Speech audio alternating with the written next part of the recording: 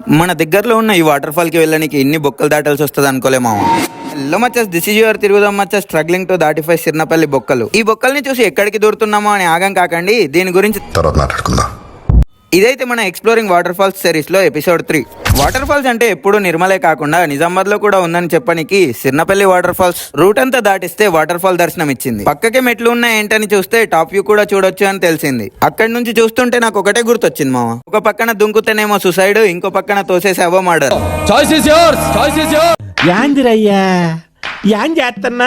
అలా అని మీరు ఇలాంటి కోతి వేషాలు వేయకండి, ఎందుకంటే ఇక్కడ పర్యవేక్షించడానికి నిపుణులు ఉన్నారు కాబట్టి. అందుకే మెట్లు దిగి మేము కూడా కిందికి వచ్చేసాం. కానీ ఇక్కడ కూడా కోతినా కొడుకులు నిండిపోయారు మామ.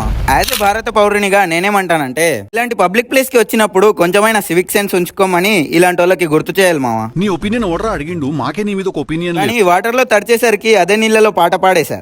ఒరే అన్న రూల్స్ పెడతారు, ఆయన ఫాలో అవ్వరు.